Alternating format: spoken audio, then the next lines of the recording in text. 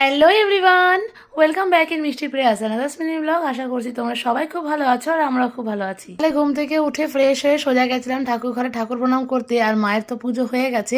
দিন তো নিচে এসে বসলাম এক কাপ গরম গরম চা নিয়ে, কারণ কালকে রাতে আমি চিয়া সিডস ভেজাতে ভুলে গেছি, তাই ওটা সকালে খাওয়া হয়নি। তারপর তো এদিকে আমি দুজনের জন্য বানাচ্ছিলাম বিটের জুস, যেটা আমাদের স্কিন আর হেলথের জন্য ভীষণ ভালো। এদিকে তো আমরা বিটের জুসটা খেয়ে নিলাম, আর এই বিটের জুসটা আমরা আজকে সকাল থেকেই ফার্স্ট টাইম ট্রাই করেছিলাম। তারপরে তো বসেছিলাম হইচইতে নতুন রিলিজ করা এই সিরিজটা দেখতে। তারপরে তো বর্দি ভাই বসেছিল একটা শুট নিতে, যেটার ভিডিও খুব তাড়াতাড়ি আমাদের চ্যানেলে আসছে। দেন তো আমরা শুট কমপ্লিট করে ডাইরেক্ট চলে গেছিলাম লাঞ্চে।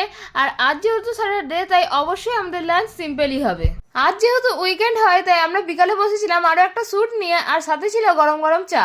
কাল তো তোমরা দেখেছিলে আমরা গেছিলাম মার্কেটে কিছু টুকটাক কেনাকাটা করতে, নিয়ে এসেছিলাম এই একটা তত্ত্বের ট্রে, অনেক রকমের চকলেট কিনেছিলাম, একটা কিউট দেখতে জেমসের বোতল, কিছু কালারিং সোলার বল আর দুটো প্রিন্টেড সেলোপেন পেপার। আর কিনেছিলাম কিছু কালারিং বো আর দুটো চিপসের প্যাকেট।